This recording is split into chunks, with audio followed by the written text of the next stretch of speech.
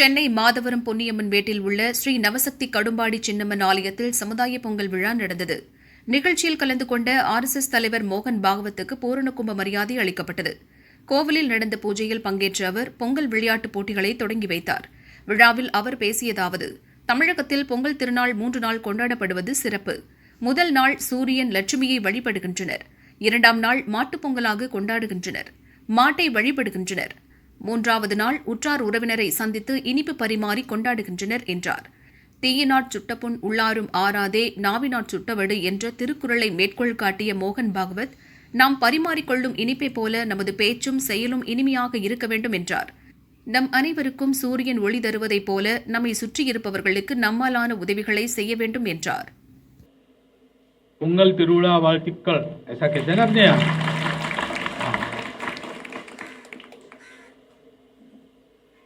ये जो पर्व है पूरे भारत में संपन्न होता है. तो मेरे लिए आनंद की बात है कि आज और इसके पहले भी एक बार तिरुप्पुर में पोंगल के दिन में उपस्थित था. आज सूर्य पोंगल है, तिरुप्पुर में माट्टू पोंगल था. तो 3 दिन पूरा पर्व यहां होता है. भारत में और कहीं 3 दिन नहीं होता है. तो इस उत्सव का पूर्ण स्वरूप तमिलनाडु में हमको देखने को मिलता है. पहली तो बात है, नई फसल, नवान्न घर में आता है. समृद्धि का प्रतीक है, तो लक्ष्मी की पूजा होती है. सूर्य की पूजा होती है, क्योंकि सूर्य ऊर्जा बढ़ाता है, दिन बड़ा होने लगता है.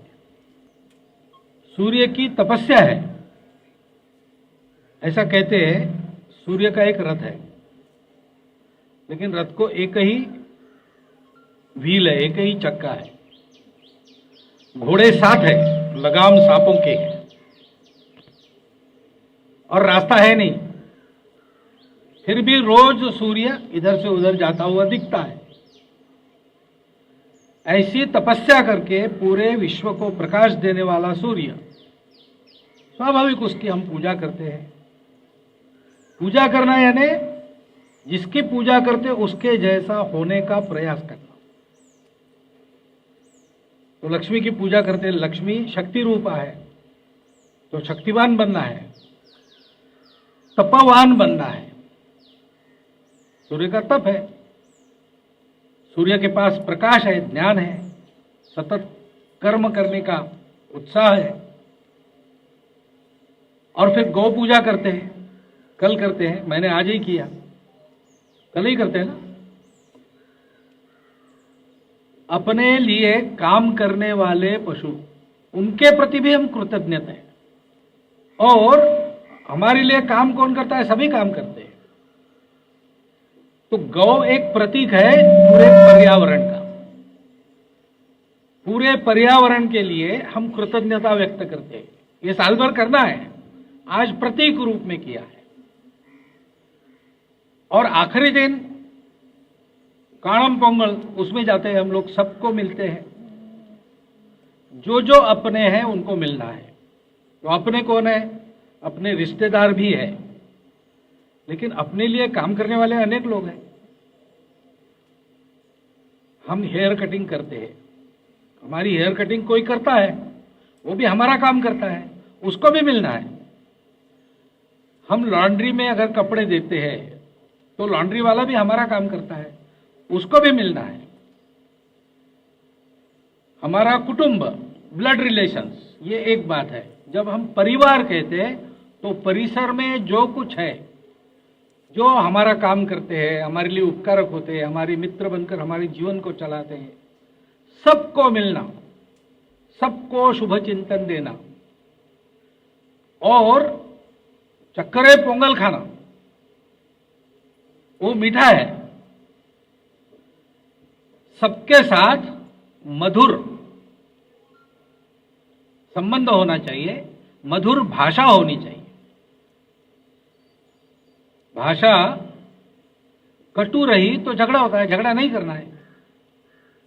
भाषा कटु हुई तो दूसरे को तकलीफ होती है.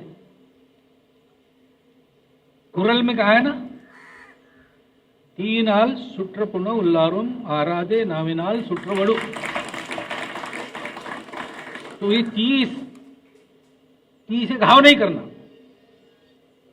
ती जलाना नहीं कहीं, ये सब स्मरण करके इसको आगे अपने जीवन में चलाना, इसका संकल्प करना।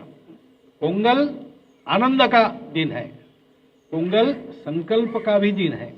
सूर्य जैसे तपश्चर्या करता है वैसे सबके साथ स्नेह मधुर संबंध रखना, सबके गलतियों को क्षमा करना और अपने लोगों को साथ रखना, अपने लोगों का शुभ चिंतन करते सारा कर्म करना, ये तपस्या साल भर करनी है।